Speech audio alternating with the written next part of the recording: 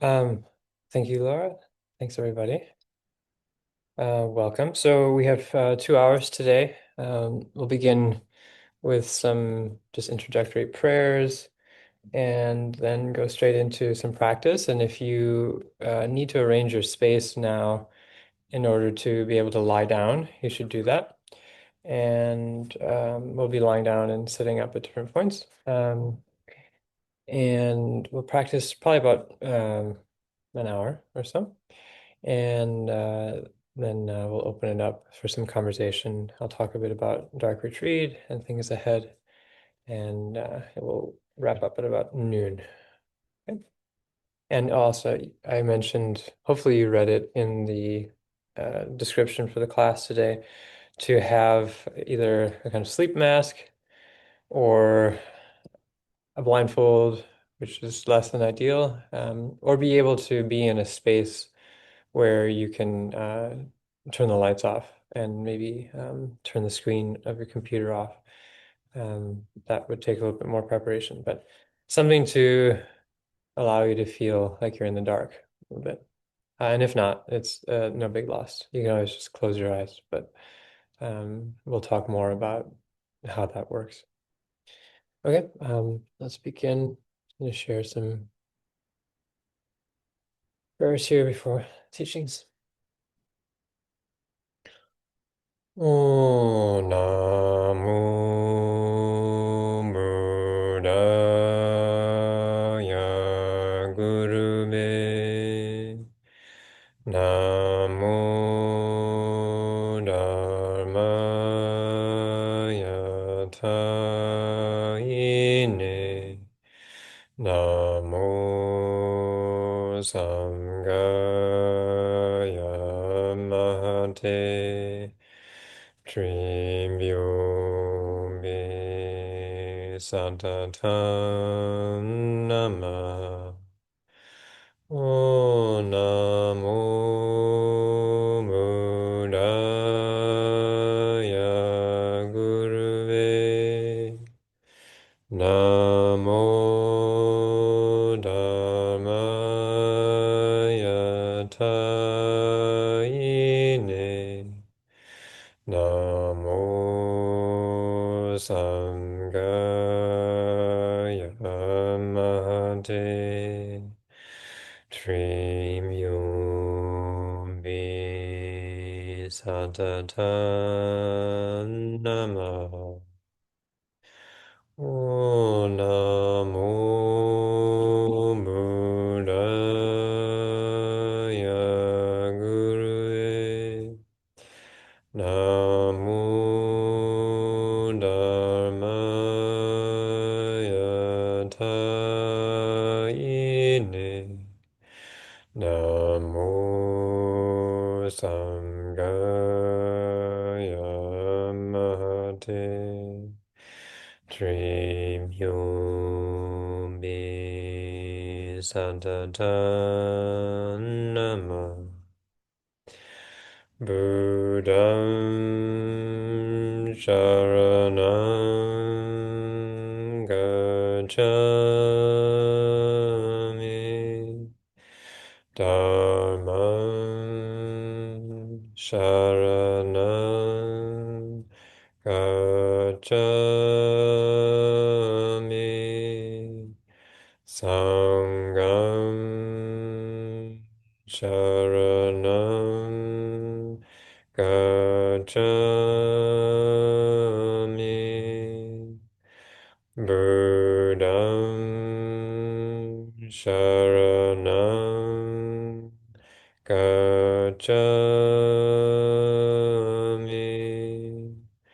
Dhammam Sharanam Gacchami. Sangham Sharanam Gacchami. Buddham Sharanam Gacchami.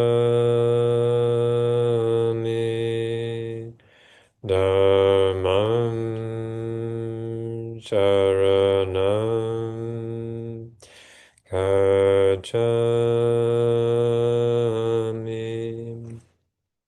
Sangam Sharanam Gacchami Udara Sentin Tanje Lord Trisun Drawer Jinji Lantus or London Drawer Jinji Lantus or Trimba Sawar Jinji Lantus or Trimba Yishis Drawer Jinji Lantus or Nai Kina Luna Nujingi Dramandana Mi Kinanda Draw Kundi Jingi Samba Tanje Kidu Nagi Chojin Jaga Benjin Bola Karanje Pima Jinji Kula Tidrami Dara Luna Samo Karanje Origin Rinpoche La Sawad Nabalai Latinsi Soden Demin Rini Droy Jinsen Karanjin Kamabala Sawane Dusun Joey Chisu Kamabe Rajan Chinli Drila Wandrawan Tai Sinta Racha Tirate Rimbo Jamana La Sawan Jimba Jila Biran Badra Jase Lachi Yasi Trisimba Kabadun Bima Dayanli Chayan Chanse Wapo Sawade Kandarlism Bira Nabodra Sujina Jason Alonso Remington Zayanton Johnson Dare Lodo Dai Shala Sawan Omen Georgi and J Podrani Disan Sanjay Kunji Noni Ronson Chogan Nonson Tonsebe Sawela Shala Sawade. So let's begin with bodhicitta, which is the thought that in order to benefit all sentient beings, whose numbers fill the extent of space, we will listen to, contemplate, and put into practice the profound Dharma in order to reach the level of Vajradhara, of full Buddhahood, and bring all beings to that same state.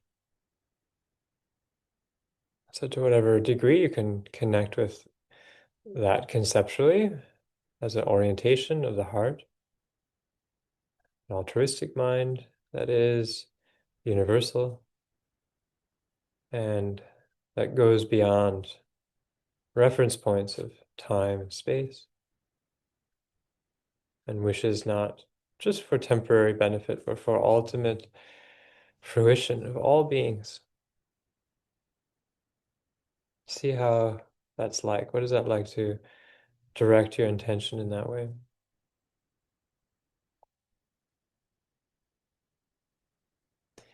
And then let's just come back to our body. Let's put a hand on our belly, one on our chest, and feel this sense of contact, sense of being held. And as you breathe, receive.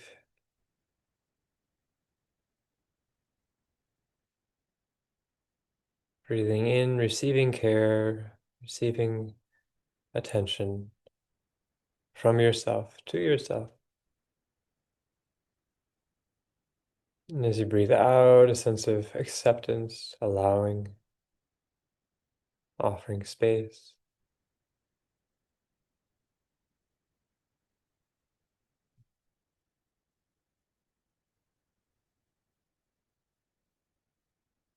And just paying attention to what you're feeling and holding with care,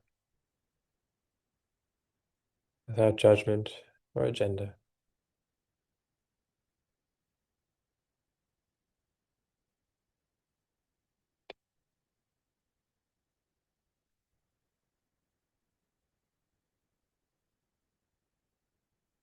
Connecting with a basic sense of goodness, of sufficiency, even though we may feel edgy or incomplete or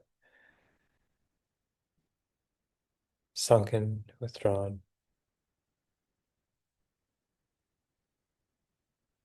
Notice just right in the middle of this act of paying attention with care,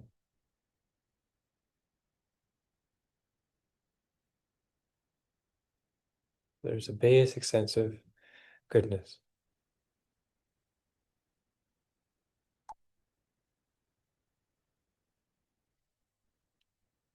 And let your hands rest. Feel that space of vulnerability in the front of the body where the hands are touching. and open now with an altruistic wish. Staying attentive to what you're feeling, not pushing it down or running away. Right in the midst of attuning to yourself, wishing the benefit of others.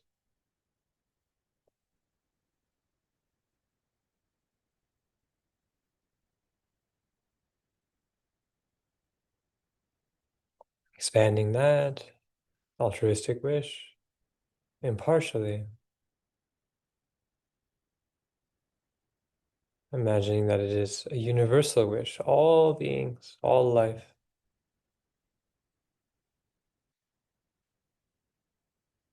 Now, in the future, in the past, to the extent of space, on and on. And then stepping into bodhicitta itself, that altruistic universal wish, now becoming the wish for the awakening of all beings, the unfolding of their full potential, wisdom and compassion.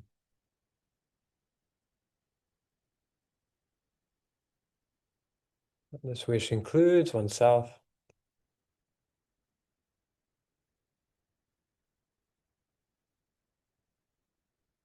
Finally, letting it go and just resting in simplicity, in the always, already,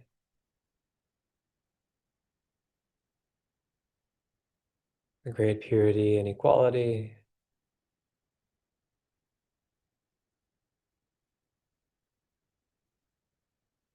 all space and time. And just look at that mind that knows, that is aware.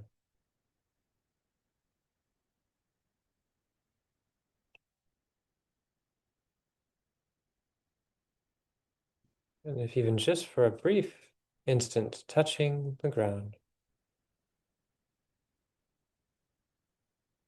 clarity and emptiness, vividness in space.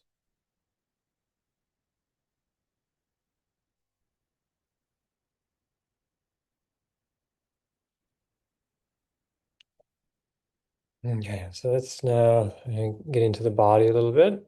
Let's just start with a progressive complete breathing practice. Our hands on our hips, breathing with the belly.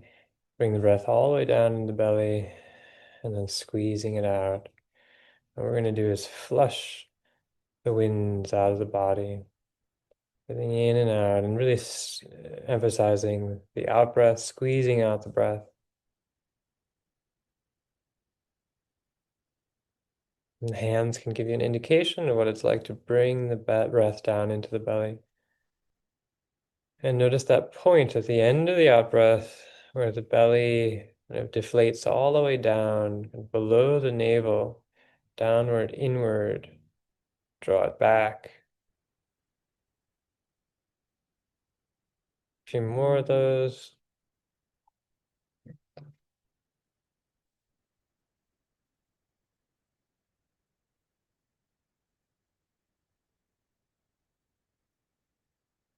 Bring your hands up to the level of the chest, thumbs in the armpits, elbows out straight. Breathe in with the belly, and then bring the breath upward and outward all the way to the sides of the chest. And exhale downward and inward all the way down to that point in the belly.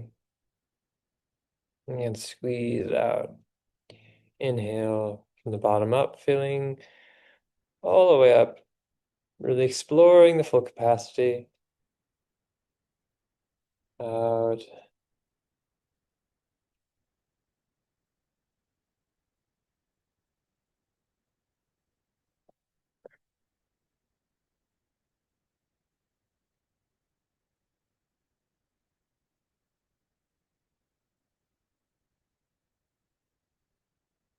A few more breaths like this.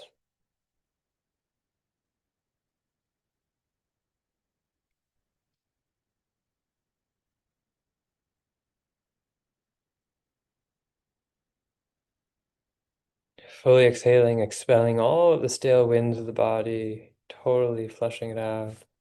Then last stage, thumbs and the clavicles, raising the elbows up, breathing into the belly, adding the chest, inviting the breath all the way up to the top, and exhaling all the way back down.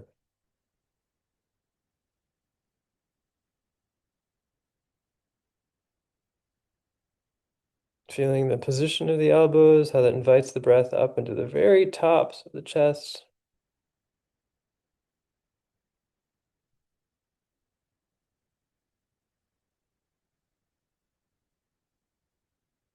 A few more.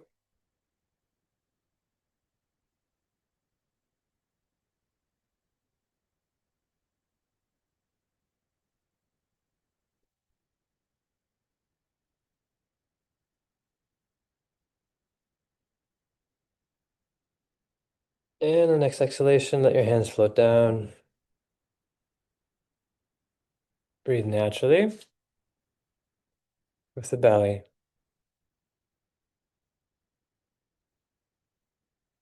Feel the kind of sensation of the body. Any tingling, any flow of energy, any sense of spaciousness, and also a sense of stuckness, sharpness.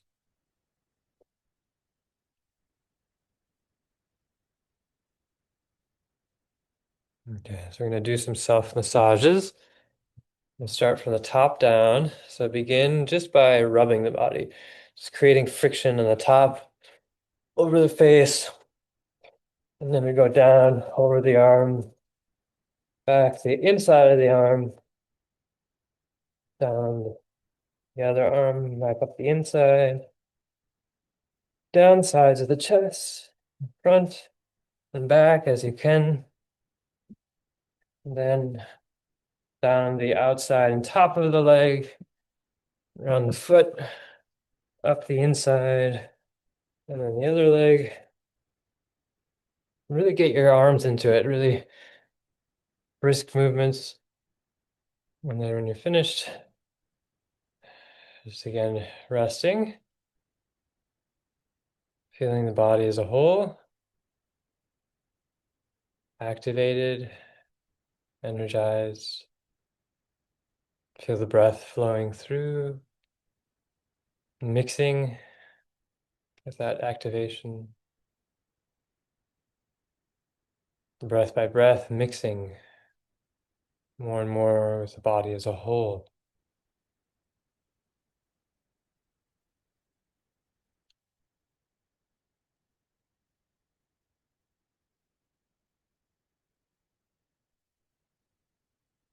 Can you flash on the body as a whole, feeling it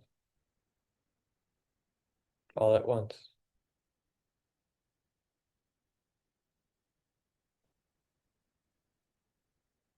Okay, next one, just massaging, getting a little bit deeper into the tissues.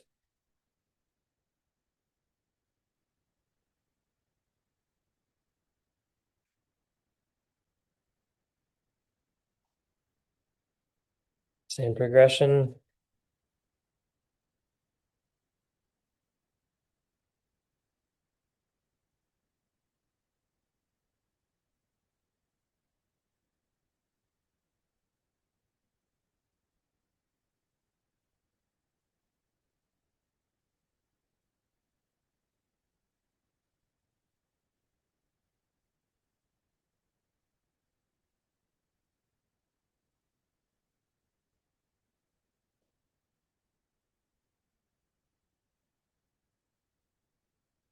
And again, whenever you're done resting, full body, feeling the tingling, whatever activation.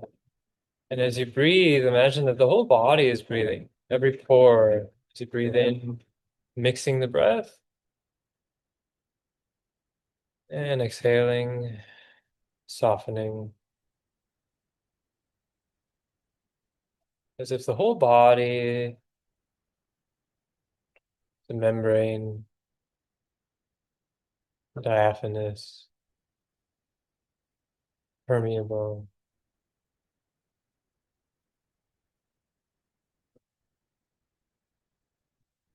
relaxing with the out breath. softening.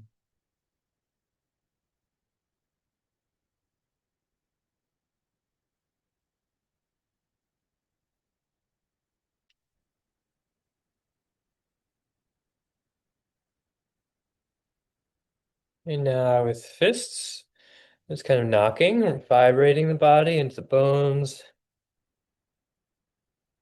Make sure you get the back of the neck, the head there.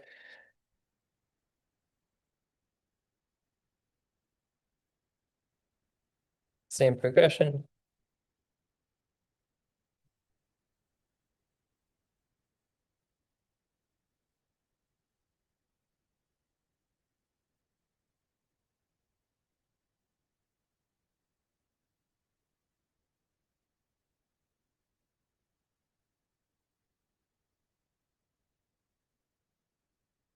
Be able to feel more of the body as a whole.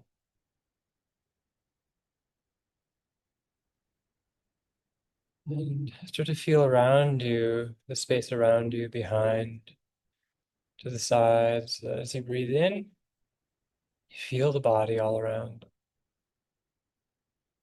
As you breathe out, you soften the boundary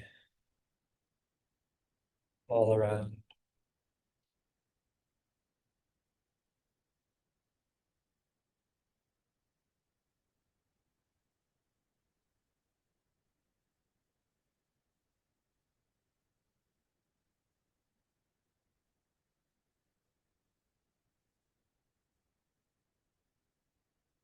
And the last movement with open hands, just palms, slapping, activating.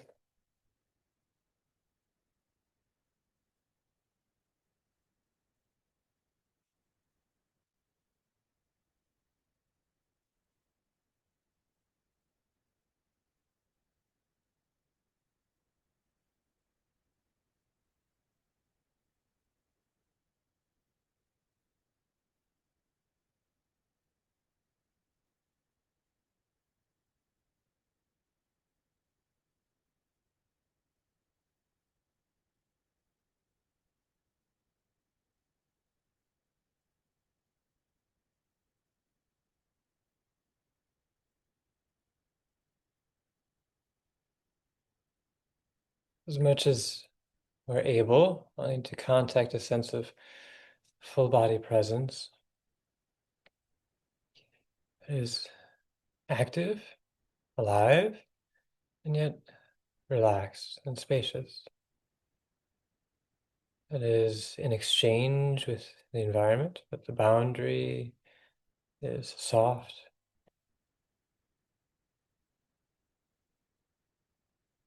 sense of feeling the space around you.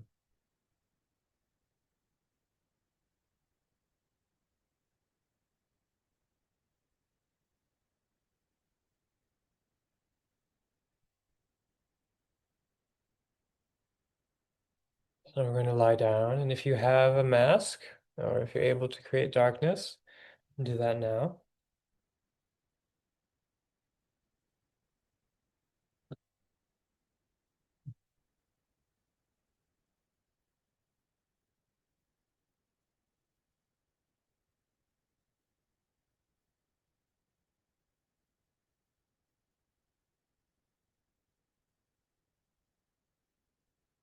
And when we lie down, having a posture where our knees are bent and our feet are a little bit further apart than our hips, so our knees fall together.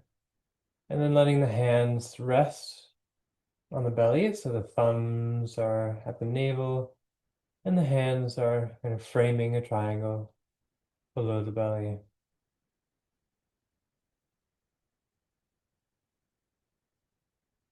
And in these initial moments, just feeling the release, the instinctual release of the body, allowing it to settle as if falling back into a very plush comforter, mattress, bed.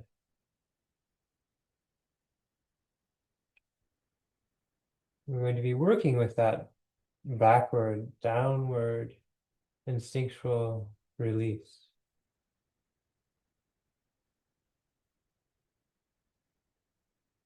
So as you breathe now, try to feel how the body is in contact with the ground. Feeling the soles of the feet, the sacrum, and hips, the middle of the back,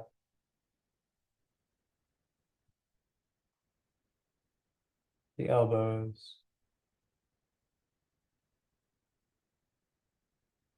shoulder blades,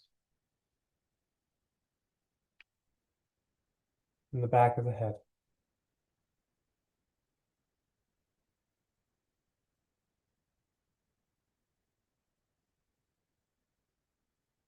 These points of contact, being able to feel them and breathe across them. And as you breathe in, you sense that contact, and as if you were inviting the breath from the ground into the body. And as you exhale, flowing down through those points into the ground.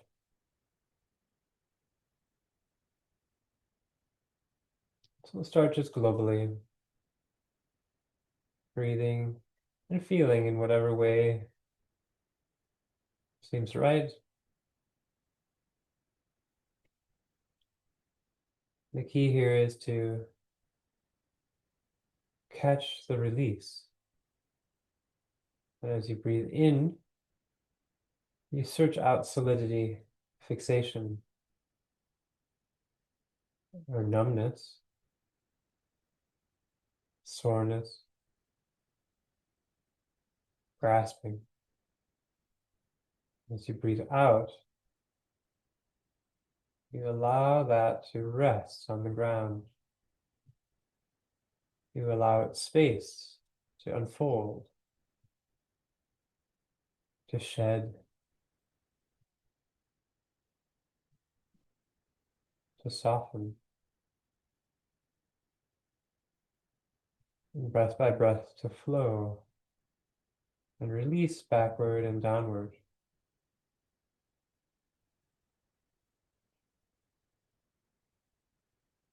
This principle is something that we would work with in every practice. Clear feeling and a spacious release.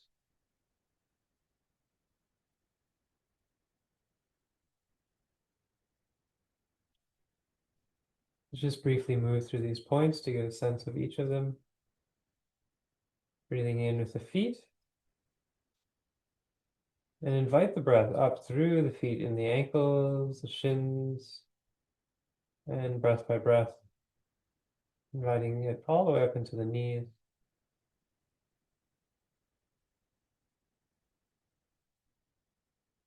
And letting the exhalation carry tension flowing downward.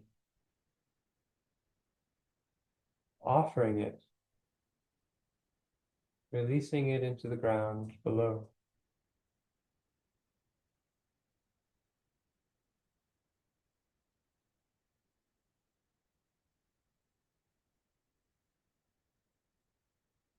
And it takes some degree of practice to familiarize. Once you have the sense of this in-breath, mixing, feeling, out-breath, releasing, flowing,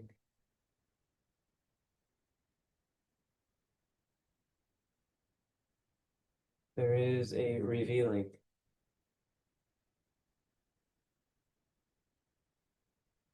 The in-breath illuminates and reveals. The out-breath empties and reveals, unveils, discloses.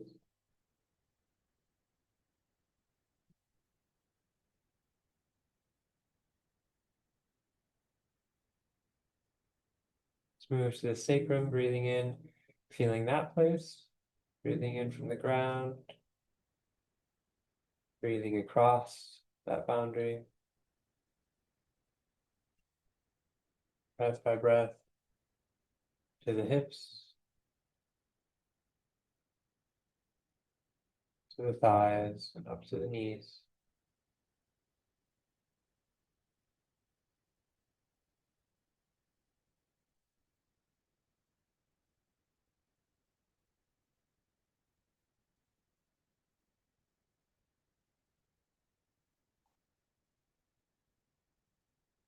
Point here is to develop an inner eye, a way of knowing the inner dimension of the body.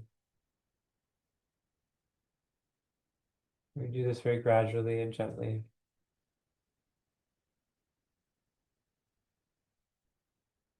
Just breathing across the sacrum and the hips,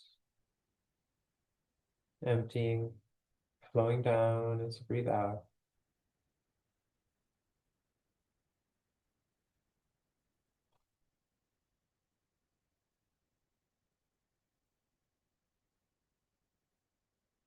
Breathing in at the mid-back, the center of the chest.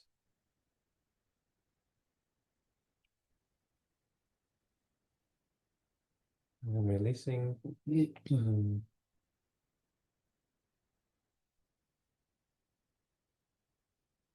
Inviting the breath through that place of contact along the spine in the middle of the back, from the ground on through, and the breath flowing into the chest and outflowing, washing back down,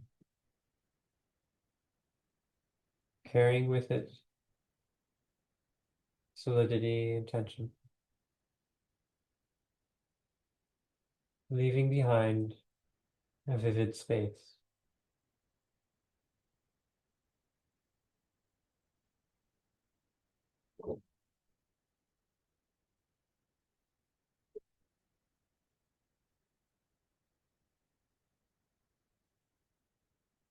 Move to the shoulders, shoulder blades.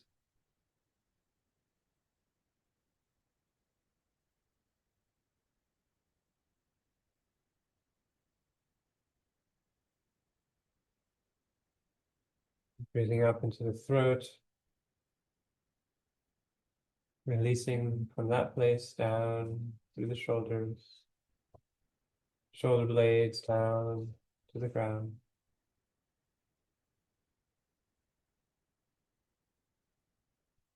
Adding the elbows,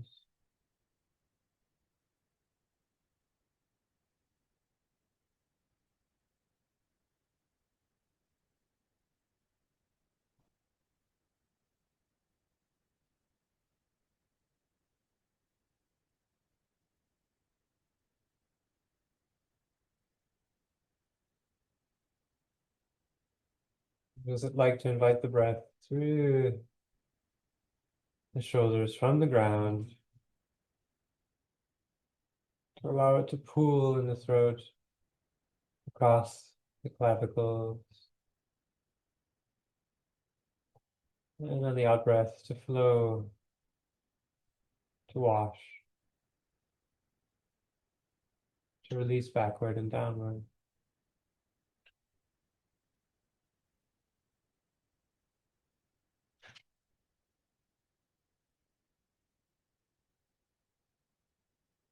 Now finally, let's move to the head, the back of the head, breathing in, feeling that place of contact.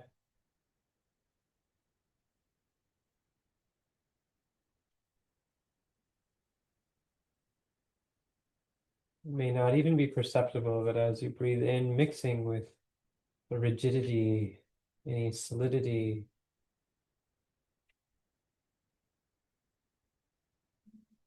the frozenness in our brainstem, the top of our spine, base of our skull.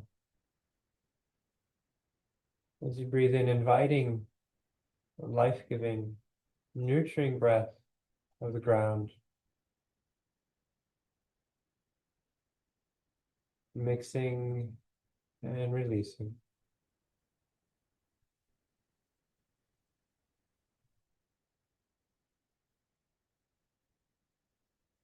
Let the whole back of the head participate in this exchange. Breathing in, exploring also the jaw, the temples, the forehead, places of holding tension.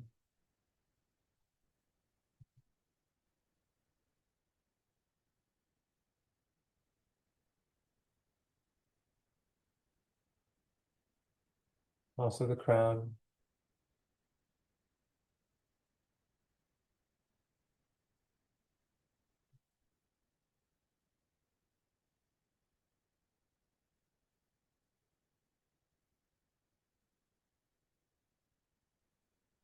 And so it's like to take your hands now and to just gently massage, that place just below the back of the skull where the skull meets the spine into that notch.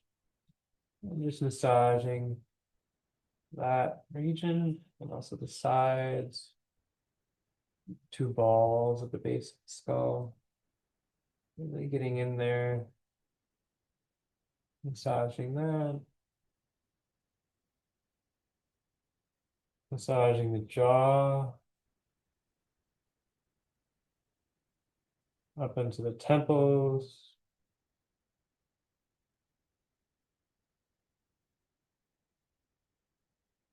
And if you can, massaging the forehead,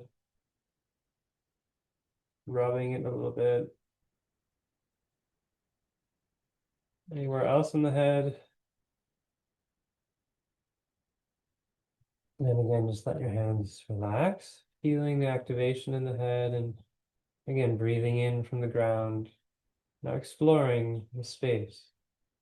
Maybe there is a shift, maybe there's more feedback, sensation to mix the in-breath with, and to offer back, to flow back down into the ground.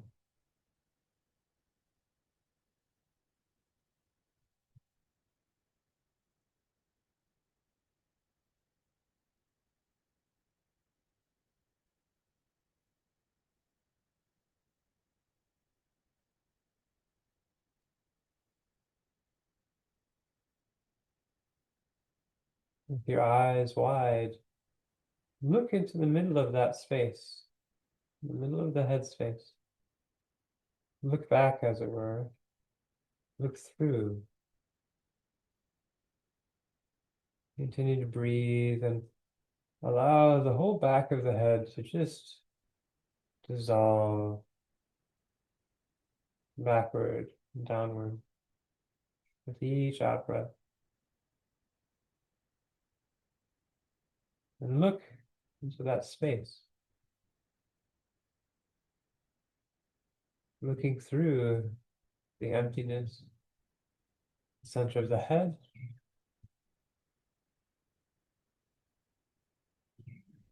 falling backward into openness.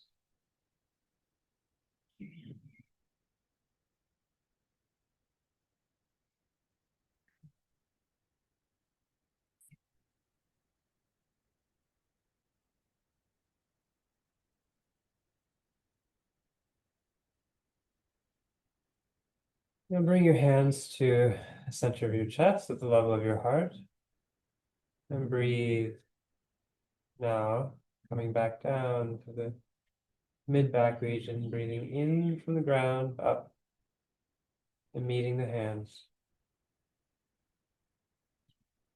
Breathing out, releasing and relaxing backward and downward.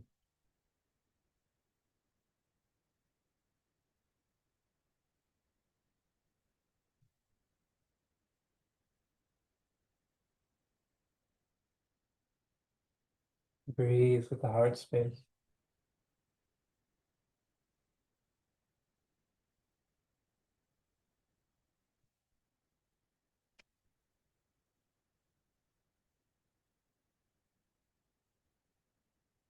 Allow the space to know that it is held, that it is attended to without agenda,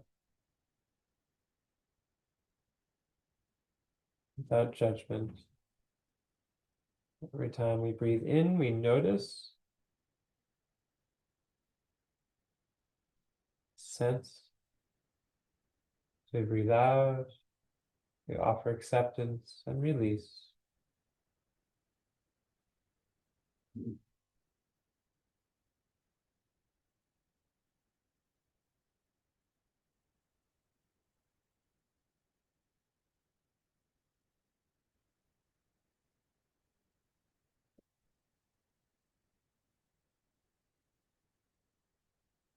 Balance the focus between the in-breath, the activation, the sensing, and the out-breath, the release, the emptying, the offering.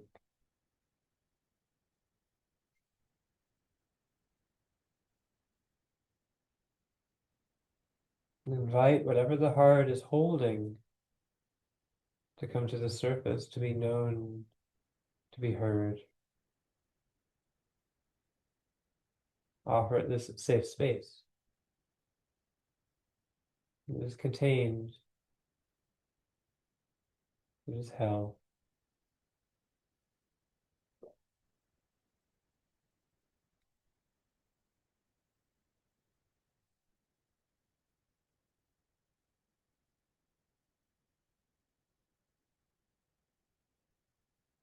And when the heart is feeling acknowledged and held, start to privilege the out-breath, flowing backward and downward into the space below. Exhaling and dropping down into the darkness below, behind.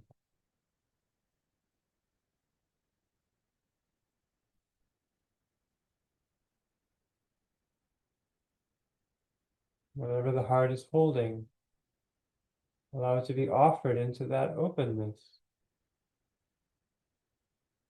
The space of the ground that can hold anything. Offer into that space. Riding the out-breath, release and relax. Opening, down, falling, back.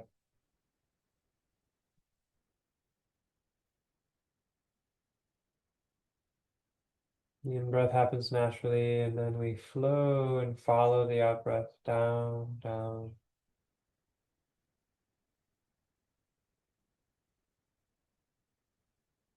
We can follow that sensation of release and opening backward beyond the end of the physical breath. We use the physical breath as a tether, an anchor to follow, and as the breath is exhausted and dissolves, we continue to fall, open.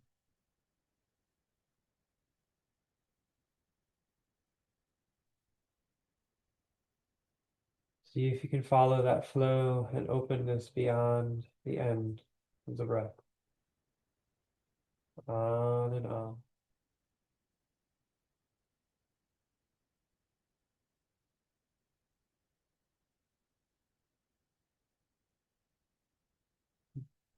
Awareness rides the breath from the heart space.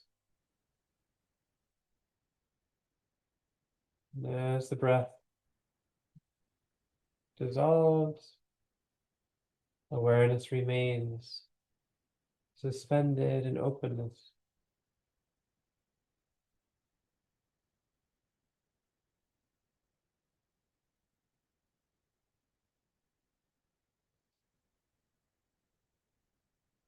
And as you become more familiar and comfortable with resting empty, no breath,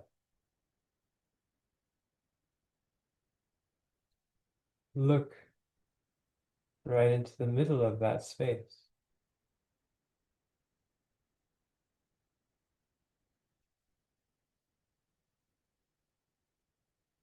Look through the heart space into the vastness.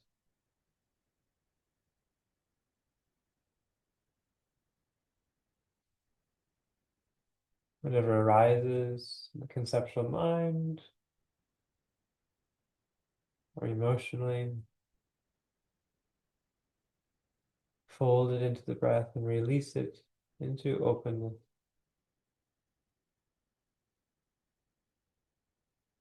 Offer it into the vastness.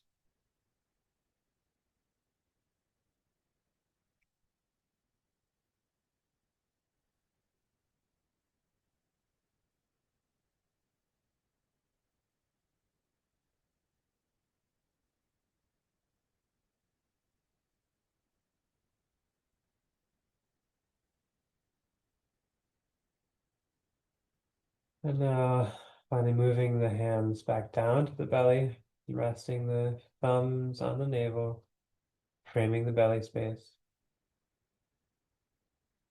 And again, breathing in from the ground through the sacrum into that belly space. Breathing out, releasing the belly space, allowing it to flow downward, backward.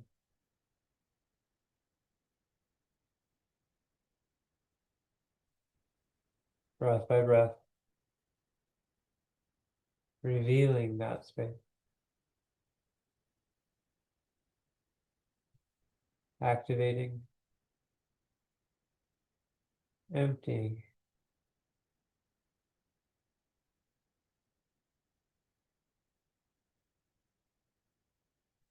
feeling and revealing,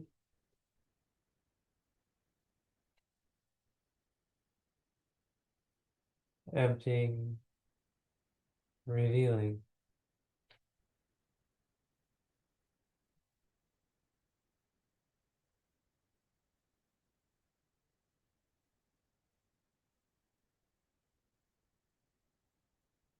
Peeling away layers of fixation, solidity, and numbness, revealing this tender space of the belly,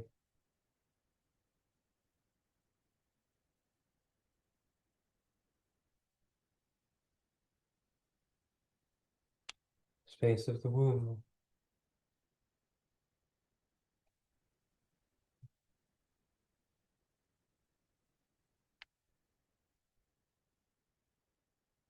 Follow the out breath flowing downward from the belly, down into the ground.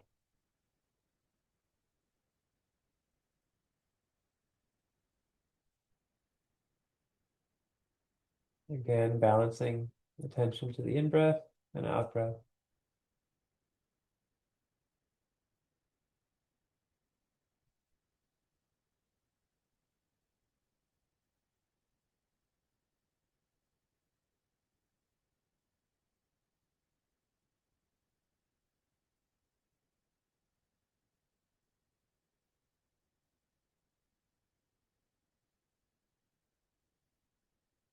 Transitioning to focus more and more on the out-breath, riding it backward and downward, flowing out of the belly space, emptying it, and offering whatever it holds into the vastness below.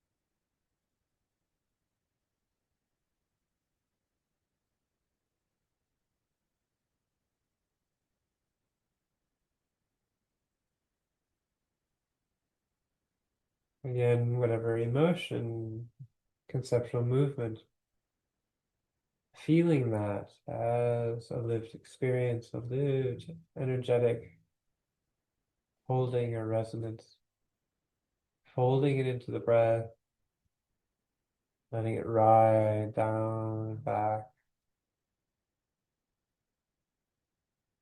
offering it into openness, releasing into vastness.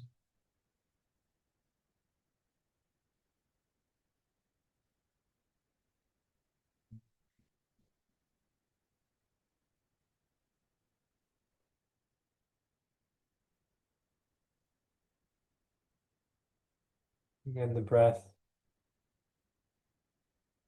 mixed with awareness, awareness riding the breath and sensation. At the end of the breath, awareness steps off, free falls into vastness,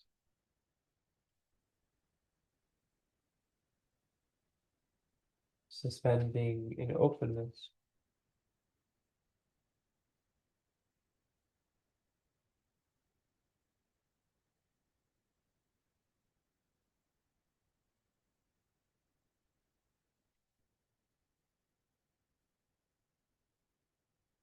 Look directly into that space.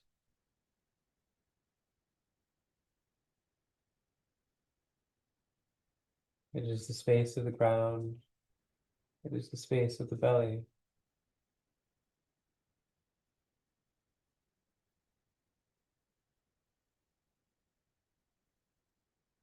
As my friend Andrew Holochek says, it is a womb with a view.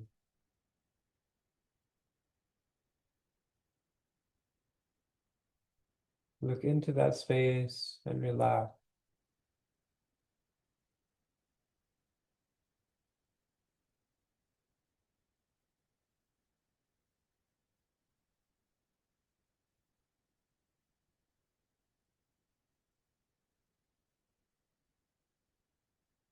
In this relaxing,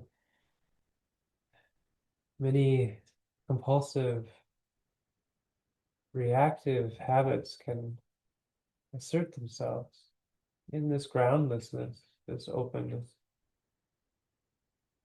makes feel ourselves seize up again, whether in the belly, in the heart, the throat, the head.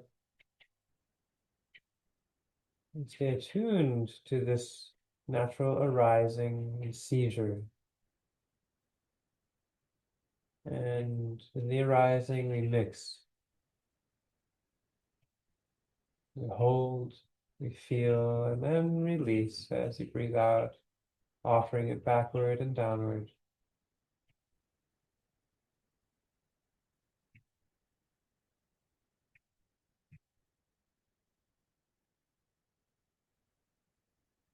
At this point, the practice becomes very simple. We rest, naturally settled, wrong bop, just dropped into the dark, into the open. And whatever pops up, we know it, we feel it fully, and we escort it into the open.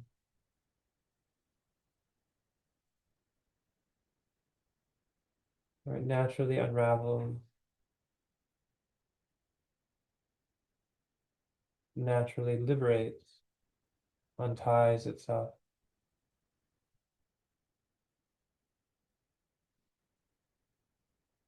Each breath, breath by breath,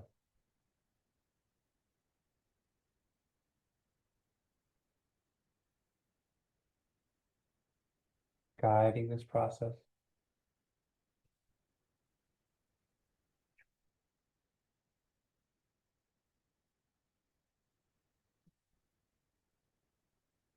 Let's transition back to sitting up.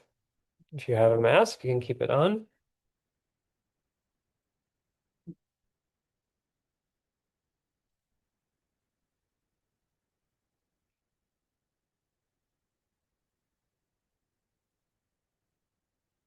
Take some time to breathe, to recalibrate what is down, what is back, what is all around.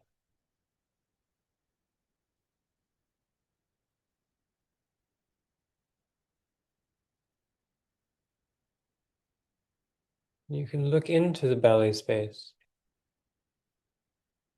breathing with it, developing that inner eye,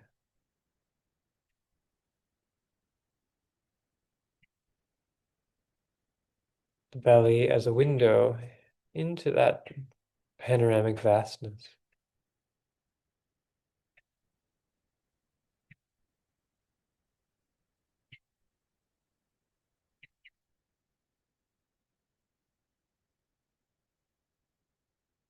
There is no above or below.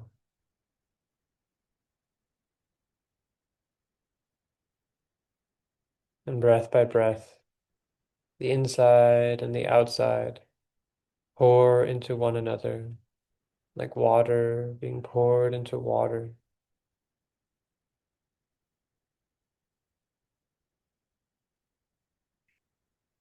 And so there is only space.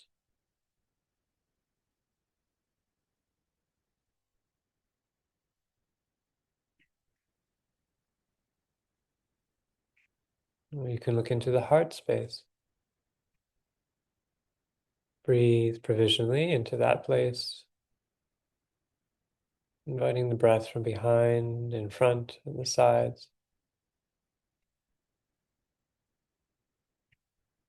And exhaling, softening the heart and allowing it to unfold like a flower, its petals unfolding in every direction.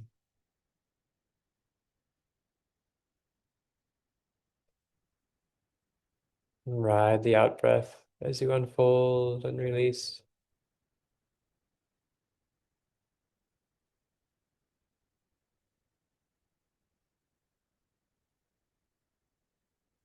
And then look directly into that heart space, like a portal, where the entire sphere is seen and known and felt. The entire sphere of all phenomena, all knowing.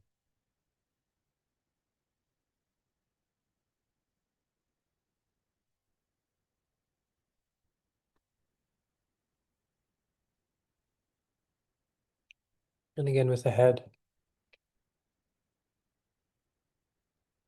breathe in and feel into the head space. Breathing in through the eyes, the ears, the back of the head, the crown. Illuminating that space. And as you breathe out, softening all around.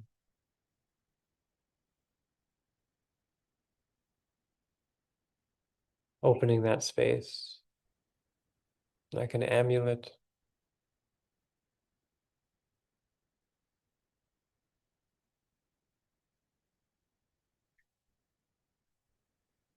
Dropping the boundaries.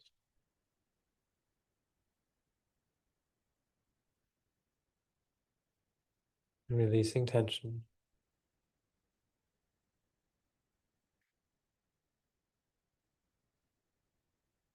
And here too, looking directly into the midst of that space, the center of space itself, and relaxing.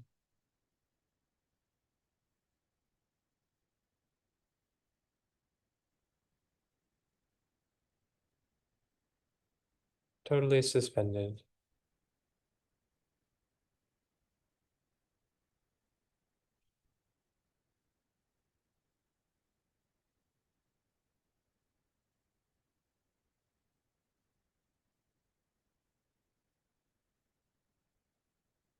I'm just feeling the body as a whole now.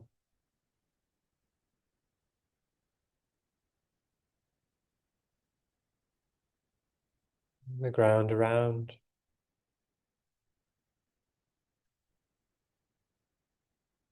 And just rest naturally settled.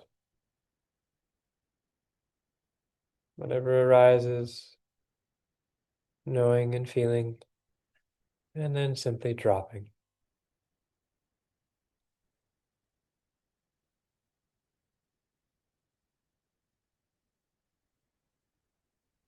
Let's try that now with a gesture that as you breathe in, raising up the hands, breathing in, raising the hands up above the head, breathing in, holding, mixing with all solidity and tension, and then exhaling and dropping with a sigh.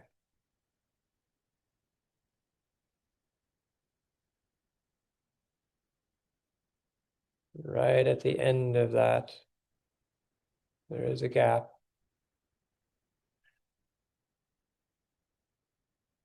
Let loose into that openness. Again, breathing in, raising the hands up, and dropping. The whole body drop. Body, mind, drop.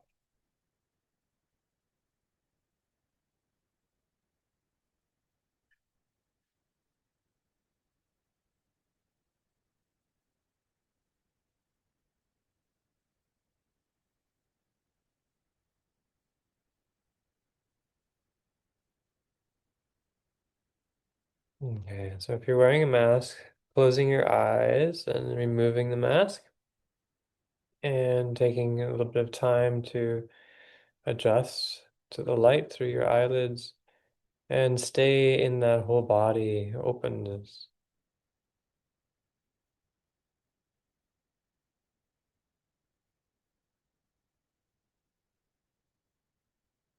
And again, whatever fixation develops from this light experience of influx of light, don't lose the essence of the ground, the space. Don't lose the darkness in the light. And breathing in, raising your hands up and dropping.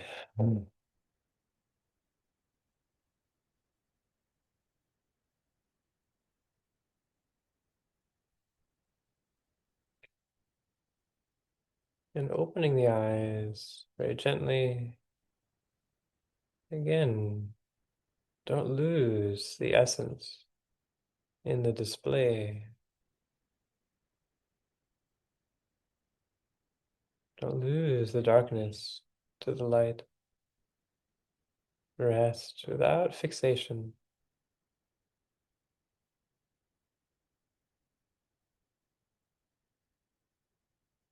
without needing to be someone seeing something or things.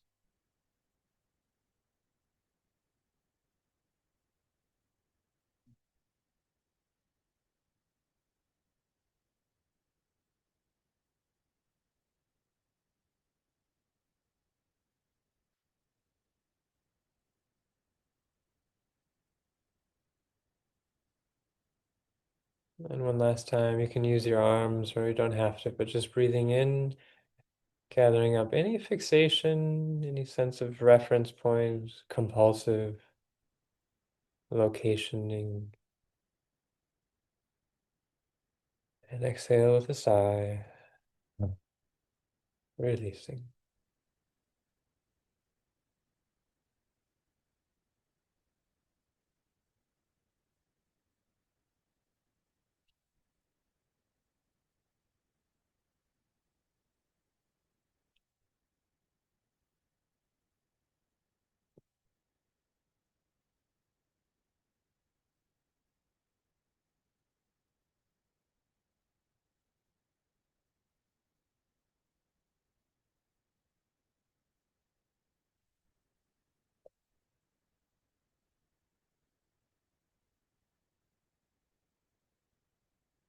Okay.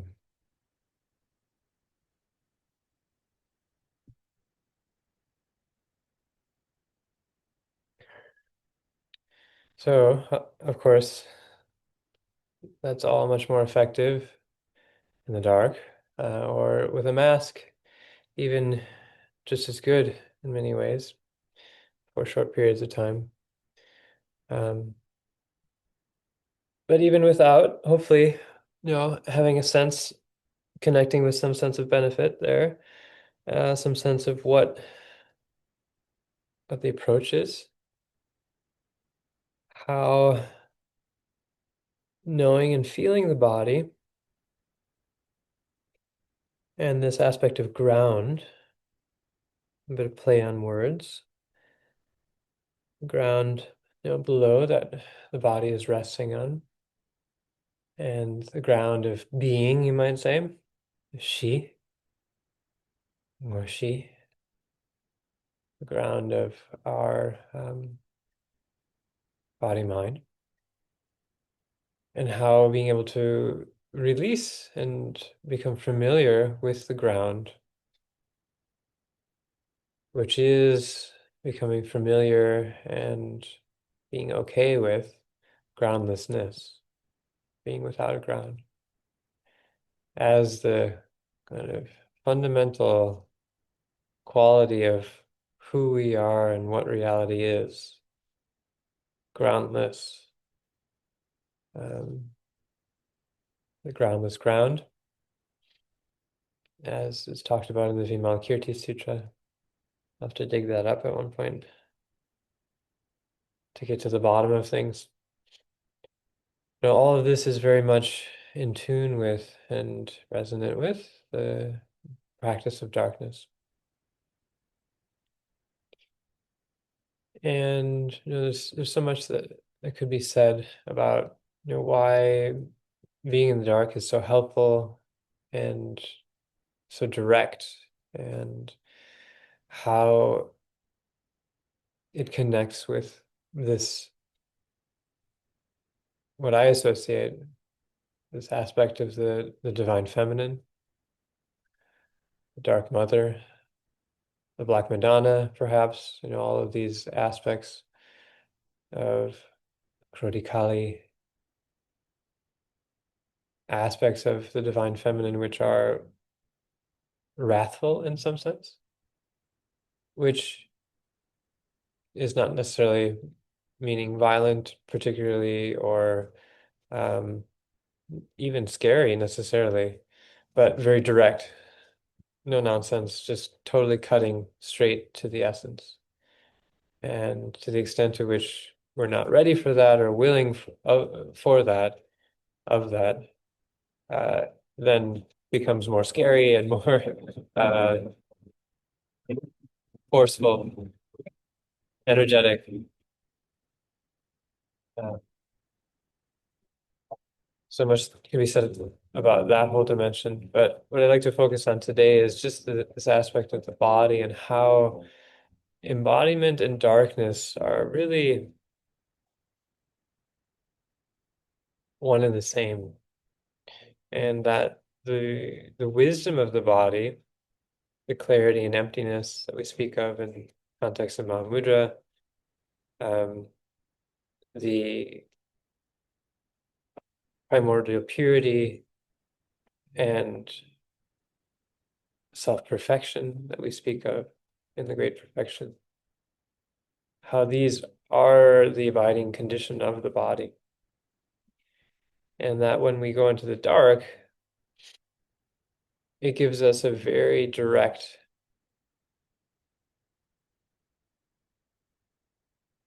place of access for knowing the nature of mind, the ground.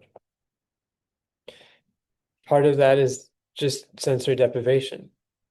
We don't have visual forms, and ideally we don't have sound, auditory forms. And in the absence of what we are used to as this kind of constant processing of information with our eyes and our ears, which also these two senses in particular, vision more so, but also hearing, tend to be very prone to objectification. The eyes triangulate out and locate an object and apprehend it, grasp it, And so that very nature of apprehending, in the sense of perceiving, carries with it that valence of apprehending, which is grasping, and also the valence of apprehension, which is fear. So every time we're doing this thing with our eyes and perceiving, generally, there is grasping and there is also othering, which is fear. You know, where there is another, there is fear. This line from the Upanishads. So, in the absence of that,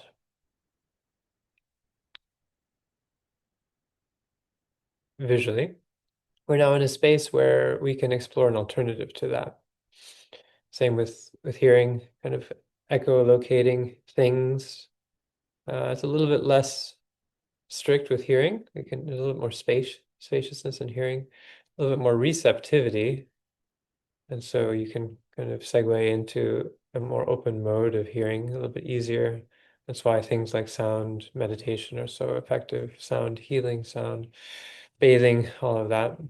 Um, but even so, we have a very ingrained habit of I'm here hearing this out there, which, has a very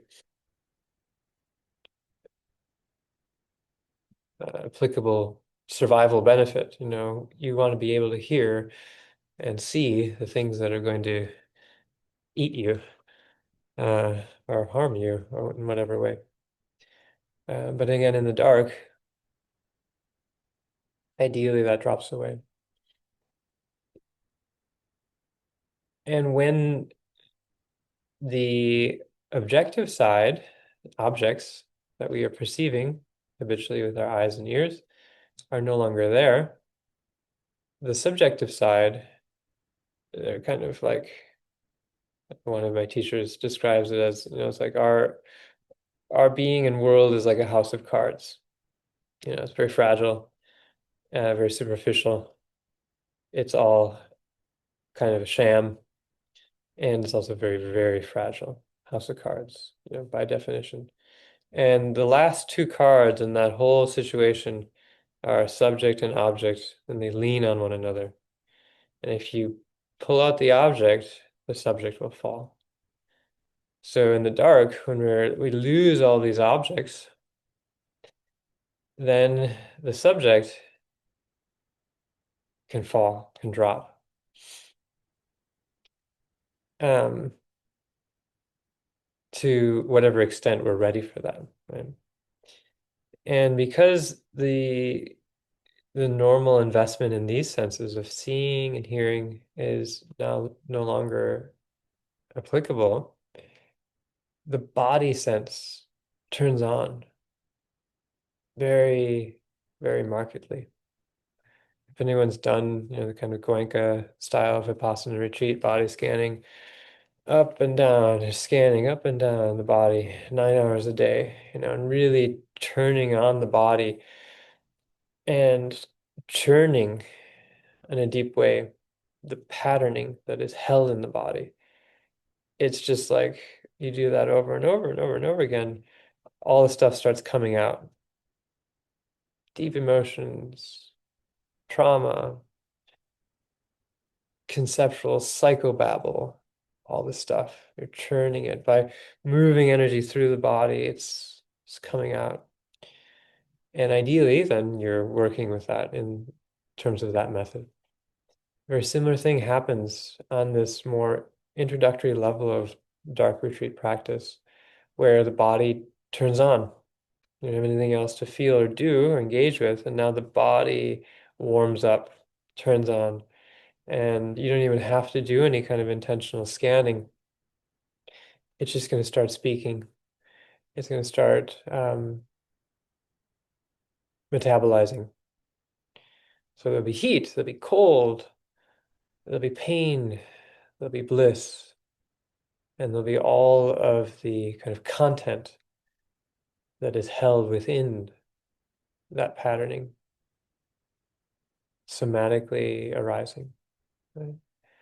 And so, point here being, especially on these introductory levels of dark practice, it's really about embodiment. And someone asked, how I didn't even know you could prepare for dark retreat. It's like something you just sort of are plunged into, and that's true in a sense. But in another sense, one of the best preparations is knowing how to work with your body, and by implication, knowing your mind. And so, on a deeper level, now when we're kind of presented with this situation where the objective side is pulled away, it kicked the leg out of the chair, and now the subjective side starts to feel like it's falling into groundlessness. And that basically occasions a total freak out. And so this is why practicing in the dark is potentially very destabilizing. And so that may happen right away in some cases, but generally it takes a good amount of time before that really you get down to the deeper layers of that freak out, that response, that seizure, pulling back away from the descent into the ground, which is groundlessness, which is egolessness, losing one's self in a sense. But even on a superficial level, immediately, you have to just sit with you. There isn't anything else in there. It's just you. There's no content except what you bring to it. It's like Yoda's cave and Dagobah, whatever you bring with you. There's nothing there. And it's all just you. And it's all the layers of selfhood, um, with differing degrees of rigidity and accompanying freak out being thrown up into space.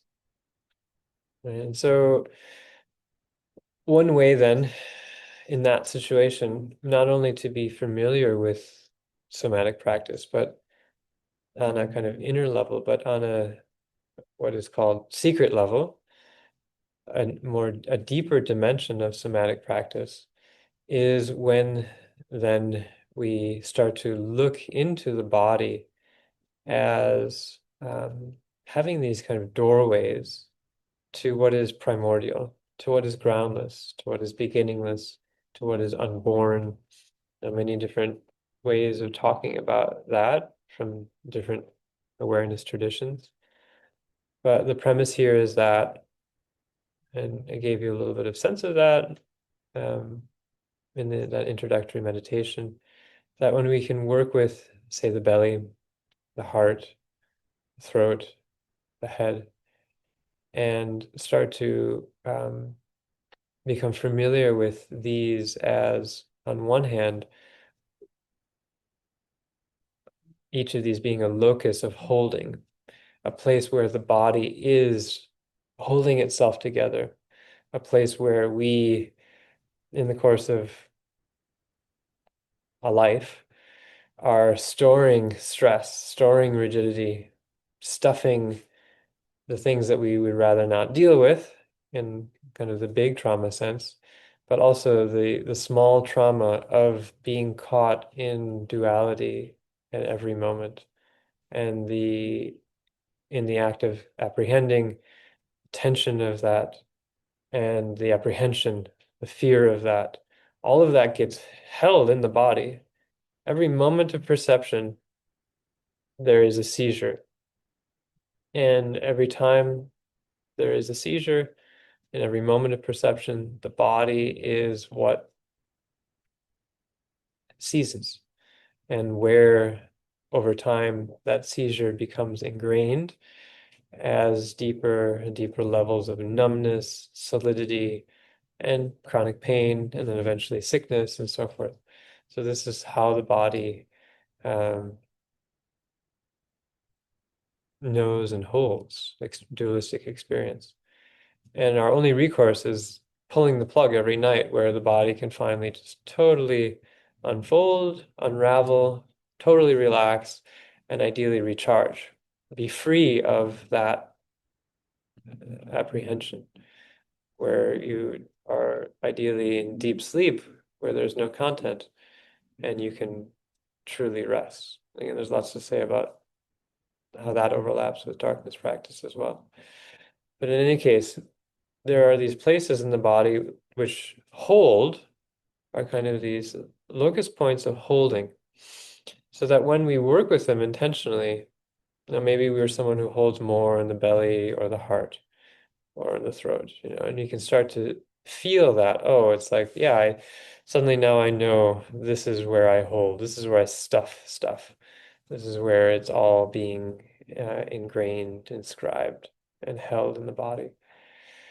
And may start off as being something numb, progress into something that is painful, progress into something that is more spacious and painful and blissful at the same time as it starts to become more revealed, as we're present to its unfolding. And then eventually, you don't have to like fully process anything, but eventually there's enough space that we can look directly in the middle of that pain, directly in the middle of that compulsive patterning, and we can see through it.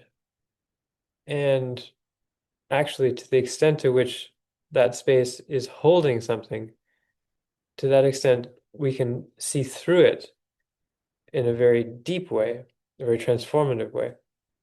And what are we seeing? We're seeing through to what?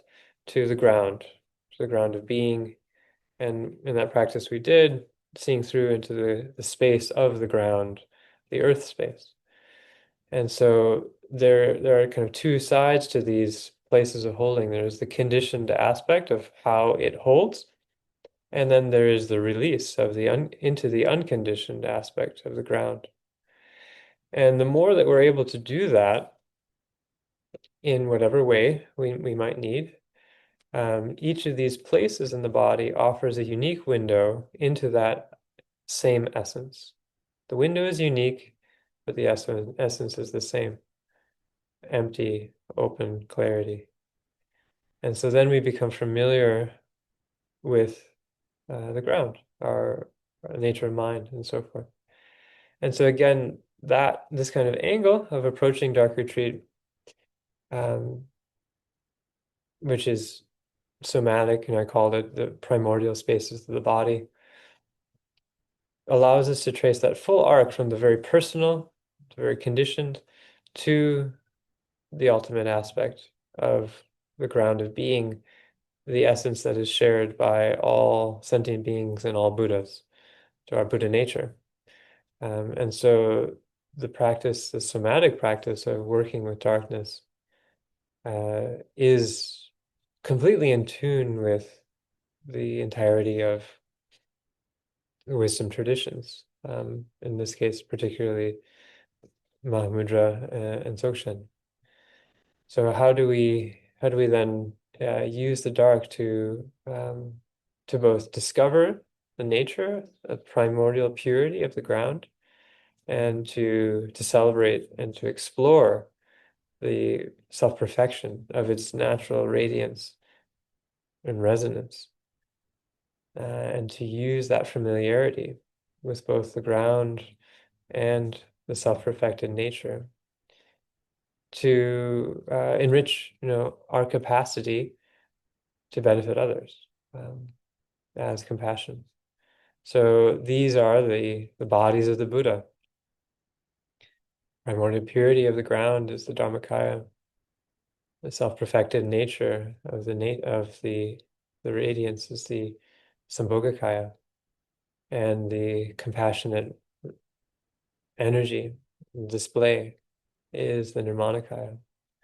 So the bodies of the Buddha, the kayas, are exactly the fruit of this practice, somatic approach to darkness. So that's all, you know, a lot of concepts, but hopefully in the practice that we did, there were some touch points with experience.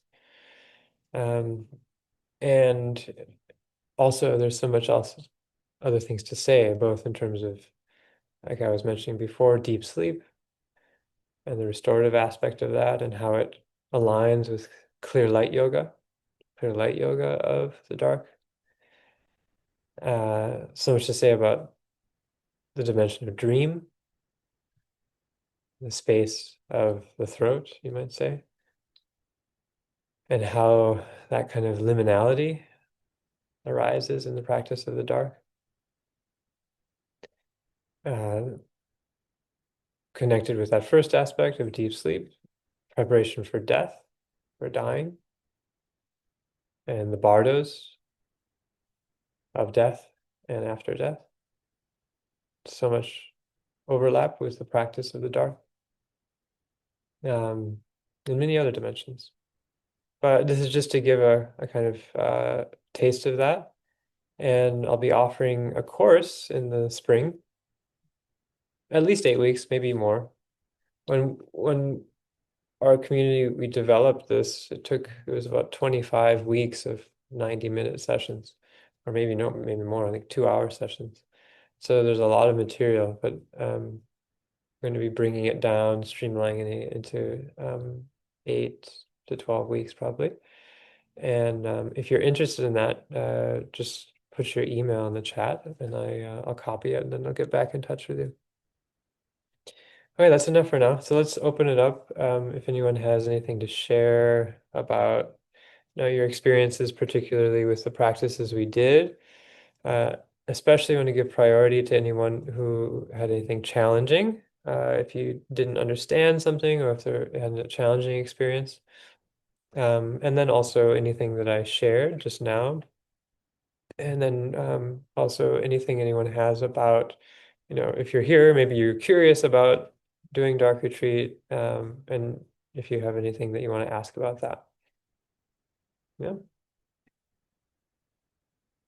Anybody have anything? We have a half hour.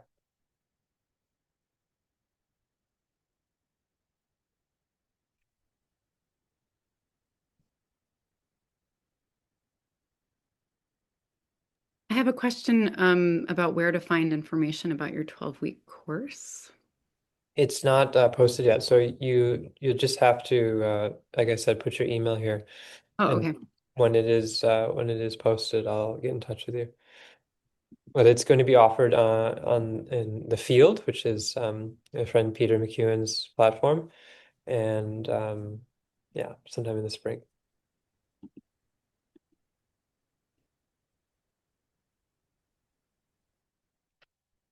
Yeah, Elizabeth.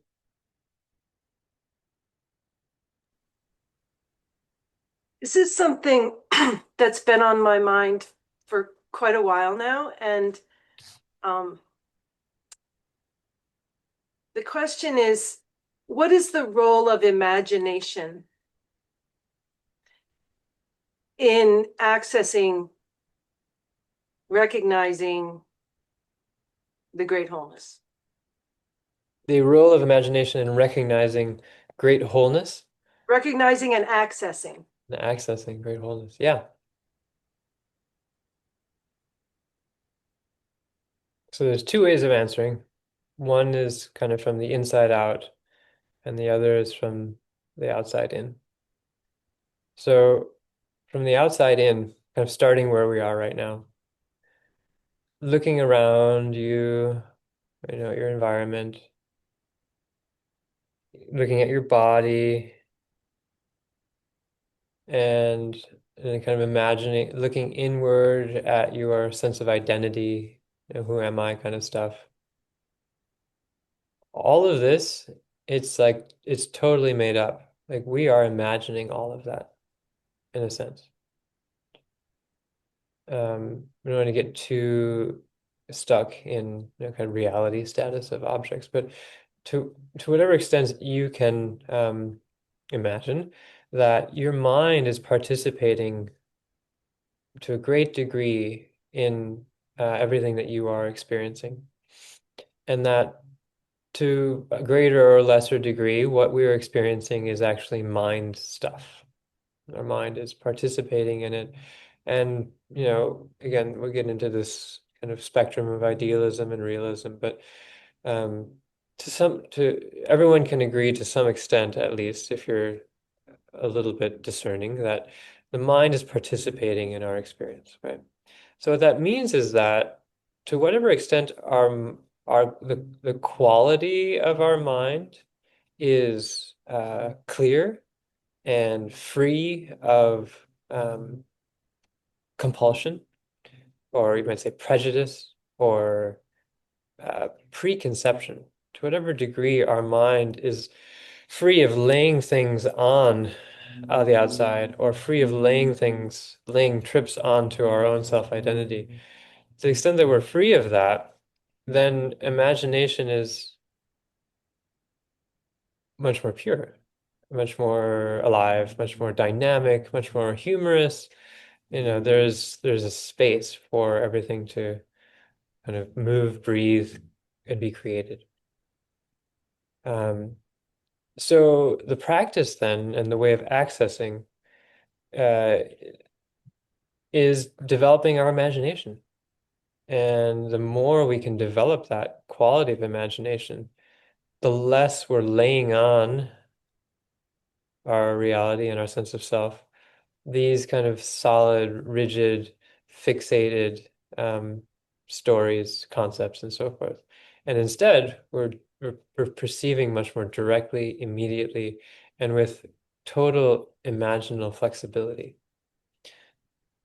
To use the metaphor of a dream, generally in a dream, we are not lucid. And we're just running our scripts. Everything we see, most science will tell you this. I think Ken Paller's here. He's the master of all of this, actually. Most science will tell you this. Most of the time we spend dreaming is just kind of rehashing and regurgitating the things that we are either have experienced in the day or, are fixated on from previous experience. It's just kind of a processing garbage recycling situation.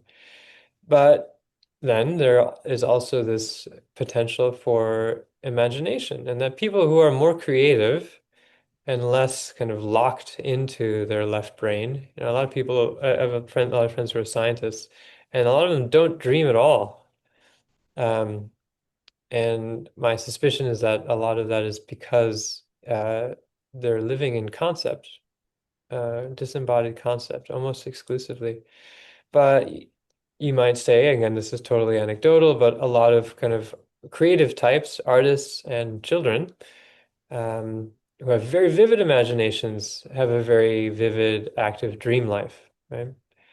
And so there's a little bit more participation in that, all the way up to the point of developing lucidity, where now you're completely free of the imposition of habit and self-sense, and the imagination is totally free to express itself creatively. So developing lucidity is the short answer from the outside in to your question. And that lucidity is a sense of humor. Lucidity is mindfulness. Lucidity is imagination, creativity, all of that. And that directly translates into our access to the ground. As soon as you become lucid through that kind of creative imagination, it can be deity yoga, can be dream yoga, can be just being in that mode, an artistic creative mode, things become more spacious and less real, therefore more flexible, and therefore more clear. That is nature of mind. From the inside out, it's a union of this from the very beginning. We recognize, and to relate it to darkness practice, and there's a lot of what you'll find about dark retreat involves the activity of the imagination. And I said almost nothing about that in what all the practices we did. Um, and there's a reason for that. But a great deal of darkness practice is actually working with the luminous aspect of mind, the creative, effulgent aspect of mind that just doesn't stop radiating and resonating. And so when we know the nature of mind as both groundless and luminous, that is the practice. That is the access. We just cut straight to the ground. And that depends on introduction, it depends on familiarity. And that's why working from the inside out is not for everyone. And it's not something we can generally just step into. But all of that is very much present in the practice of darkness. And yeah, and that's enough for now. Is that helpful? Very helpful. I have a follow-up question about my personal experience, but if someone else has a question, I'd like to But give them the opportunity there's for. time. Yeah, you can ask. Okay.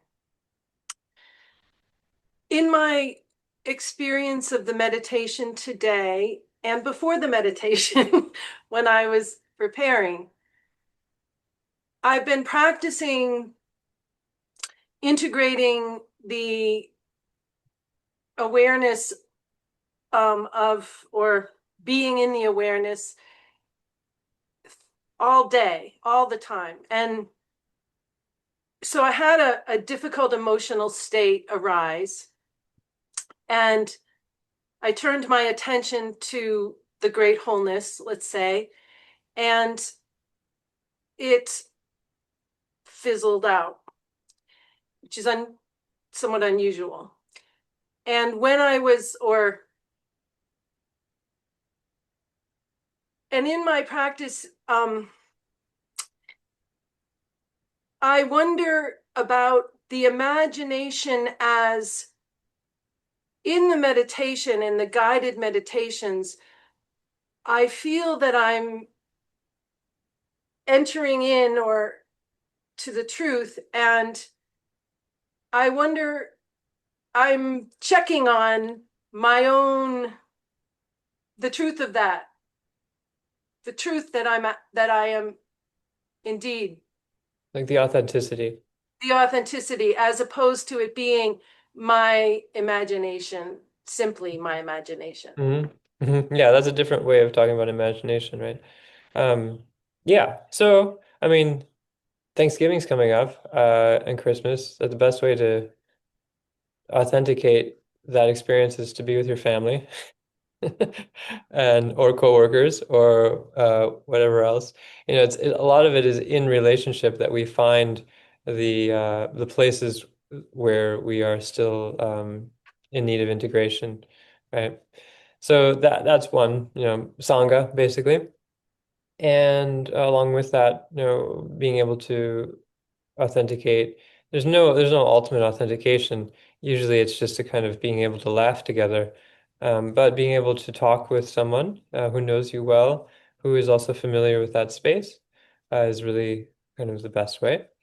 Um, and in your own experience, just seeing, is this whatever, what you're calling the great wholeness, this familiarity translating into me having a more acute sense of how precious my life is, and the life of others, how fleeting time is, how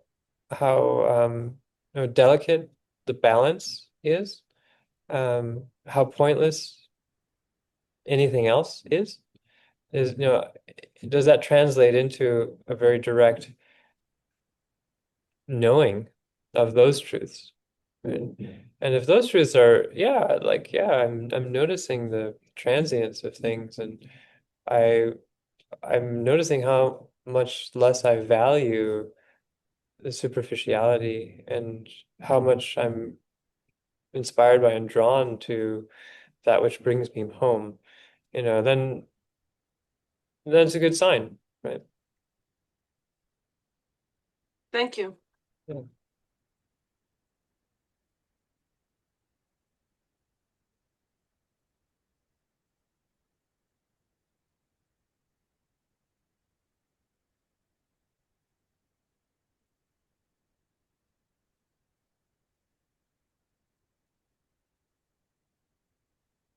Oh, so the group chat is disabled. Oh, Katrina can take it. Yeah, that's great. Thanks. Oh yeah, I can enable the group chat, but I've just been forwarding emails to you directly. Okay, great. Jump ahead. Hey, good to see you again. Nice to see you again, Lama Karma. Um, so I guess I've been getting on this dark retreat bandwagon, not really knowing it was a bandwagon, but I've It's kind of definitely made a dark, banging. yeah.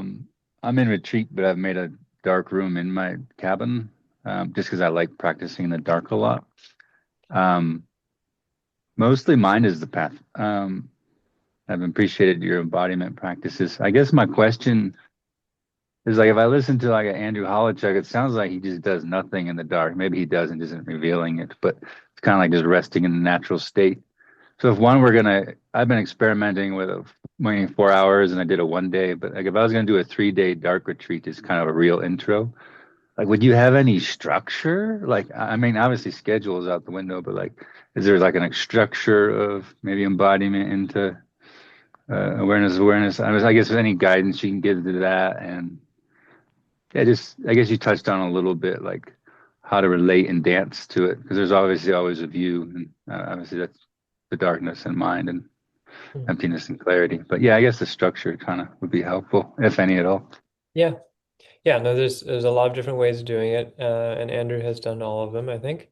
And I like the way that he presents things in terms of what he calls Sutrayana dark retreat and Vajrayana dark retreat, where there's a kind of threshold between them of technique, basically, and also intensity and duration.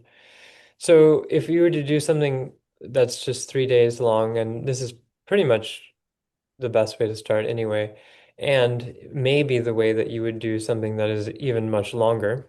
I know, like Reggie Ray, when he talks about his dark retreat experience, I'm sure he's doing other things as well, but it's all wrong bop. You know what I was saying before. Wrong bop meaning wrong is self and bop is to fall. It means just letting everything drop.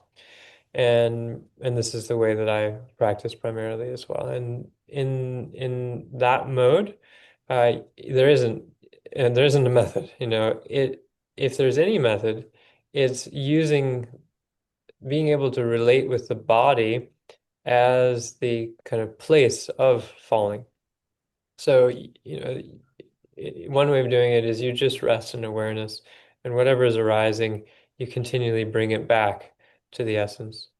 But since most of us don't have the capacity to rest in the essence reliably, in that way, or practicing Trekcho in the Dzogchen tradition, to be able to remain in that, the body gives us something to fall back on that is very reliable and non-deceptive. So as much as you can, just remaining and witnessing and dropping, releasing again and again, unraveling. Um, but eventually things may get sticky, and then coming back to the bodies and asking, well, how is that stickiness, how is this kind of edginess known by the body? And using, you know, some of the techniques we did just now, or just in general, the breath, mixing with that, and then allowing the body to drop, which then allows the mind again to open. And so that's, you know, it takes time to introduce those techniques. What we did today is pretty cursory, but I would say ideally being able to have a good deal of familiarity with different ways of working with the body so that it can support or be, you know, kind of in the background of awareness practice, and you can fall back on that whenever you might need to. And so to answer more specifically, you just ride it for as long as it happens, sleep whenever you need, and whenever things are arising, integrating with, to whatever extent you have nature of knowledge of nature of mind, integrating with nature of mind, and to whatever extent you need, falling back on the body as a place of release, laying down, doing some gentle movements, doing some breath work, all of these different kinds of things. And then, but not overdoing it. You do enough so that you can then get back to have a kind of clear view, and you're able to integrate what's arising, right? Was that helpful? Yeah, it's helpful. Maybe one quick follow-up if I don't see a hand, but Mhm. um, one thing I've noticed is even if I'm not trying to do quote unquote embodiment practice, the amount of unfurling that will start to happen was like 2 hours of just, it Yeah. reminded me of plant medicine. It was quite Yeah. amazing. And so Mhm. whether I liked it or not, I was like, okay, I have to like deal with this. Mhm. So there's like a way I could deal with that, like maybe Reggie Ray release style, but it sounds like you're talking about a deeper, just letting go into the groundless ground, like Both. uh, No, both, both. there Wow. isn't fundamentally there isn't a difference between the way that Ray has taught and approached that with a basic Mahamudra awareness practice. Like they meet each other completely. But like you're saying, sometimes there aren't any tools, and the belief of trying to use a tool is actually counterproductive. And you just got to Mm, ride it. And you ride it with confidence that it is a ride. In other words, it's not interminable. And being able to have the support of a lineage, support of a teacher, being able to do guru yoga, for instance, uh, to be able to have that in the background as well is also really important. So that you just surrender the whole process to the Divine Mother or whatever it might be, in that trust, and you just ride it out, and it's messy, potentially agonizing, but it does end, right? And so you just keep going. thank you. Yeah, thanks.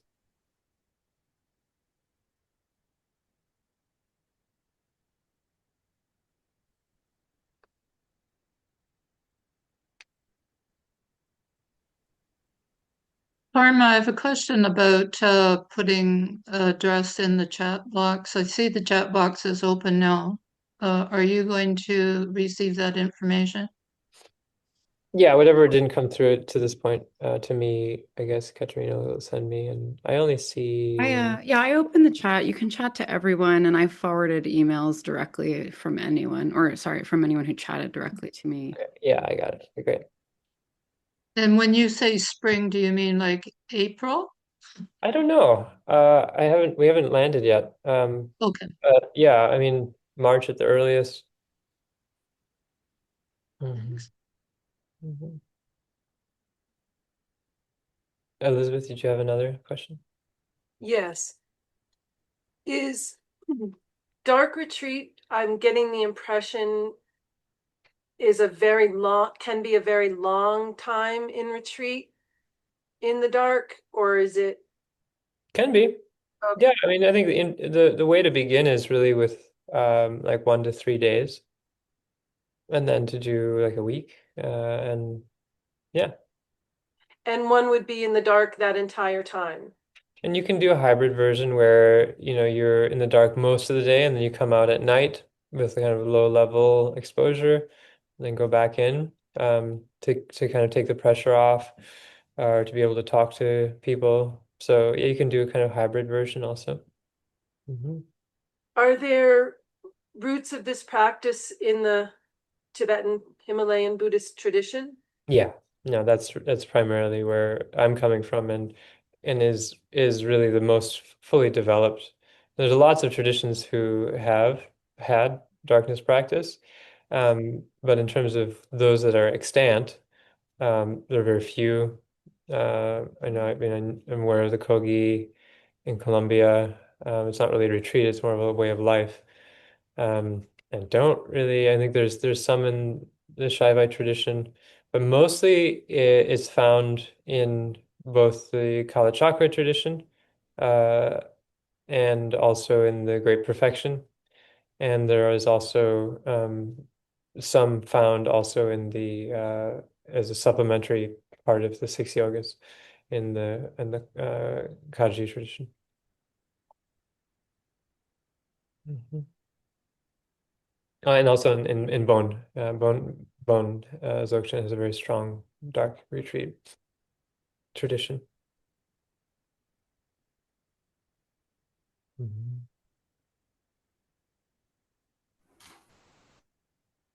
Good. Anybody else have anything? You're satisfied? Anything practice-based? Tradition. What was that like, Karma? laying down? Yeah, oh, hey Kevin. Yeah, oh, hey Kevin. One thing. I didn't. Could you say more about what Andrew Holacek said? Like, you made a distinction between Sutrana and Vajrayana dark retreat. I didn't quite get the difference. Hmm. Yeah, Sutriana is much more kind of Yeah, working Sutriana is much more kind kind of of working. I'll do it. Yeah. There's some feedback coming from you. The way that he distinguishes it is that it's really just kind of a handy way of talking about intensity and depth of exposure. And the Sutrayana level is more introductory, where you are in there to really get to know yourself better, to be able to be free of all of the normal habitual hangups that we have, and to really sit with yourself in a way that's otherwise quite difficult. Anyone who's done any kind of uh, silent retreat knows that the first time that you ever did that, it was deeply revealing, right? It's like, oh, my mind is full of crazy monkeys, and I have all of these addictions, and I didn't even realize, and all that kind of stuff. So the darkness in that way is a profound mirror of who we are.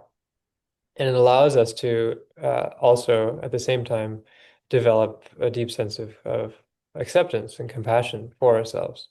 Because within that mirror knowing of all of our craziness and neuroses and hangups and so forth, there's also a space that is held with great compassion. That the space is like a womb, a matrix, that is holding us and that process and that knowing, and that the insight, the knowing, is integrated with that aspect of compassion, which is the hallmark of Mahayana, compassion and emptiness. And so we're practicing that, we're imbibing that, or we're cultivating that, right? So then when we can kind of get beyond these more superficial layers of self, and we get down onto the level where we're flirting with death, basically. We're flirting with dissolution. We're going to the level of our grasping that is almost fundamental. It's like, what are the basic building blocks of my notions of self and reality that I'm holding on to very dearly? At that point, things become esoteric. And there's lots of reasons for that. Those of you who've been doing the course that I'm teaching on initiation, we've covered that territory very thoroughly. But when you start getting down to that level, you need a lot more support. You need a container of trust that goes beyond the norm. You need a link to that's on the other side, whether that's teacher or lineage. You need methods that can help you navigate that space.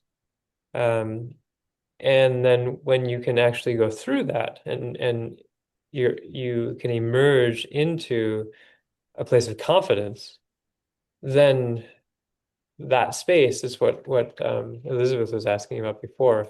Now you're familiar with the ground, and so now whatever is arising, is your own mind, both uh, the very disturbing aspects, the demonic aspects, and also the divine aspects. And so on that level, when you are fully intimate with nature and mind in that way, then you're integrating everything that comes up, uh, that you might otherwise mistake to be something external or other. And so then the intensity is much more acute, the stakes are much higher, and the practice is going much deeper. So there's a threshold there, and there's no easy way to say when you might cross that threshold. But as a kind of heuristic or generalization. We say, or Andrew, says, that you have Sutrayana and Vajrayana, and it's kind of making that distinction a little bit more relatable. Yeah. That helpful, Karen? Mm, cool.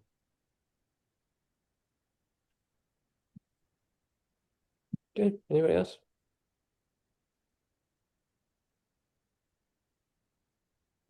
Thanks for that. Yeah. Oh, Elizabeth, you got 1 minute.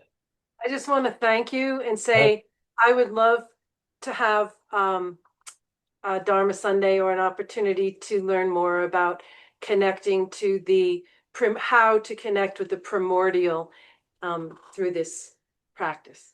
Mm-hmm. Yeah. That's all. Thanks so much. I really appreciate it. Okay, let's dedicate here.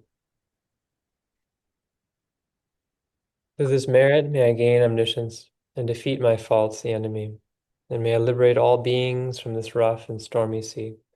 Samsara's ocean with its waves of birth, old age, death, and disease. They know things in their true existence. Kuntu Zangpo and Manjushri. To train myself in their example, I dedicate all virtue fully. May every being through this practice completely gather merit and wisdom, attending the two sacred bodies that merit and wisdom emanate. Through the blessing of the Buddhakayas, the blessing of the changeless Dharmata, through the blessing of the steadfast Sangha, may this dedication be fulfilled.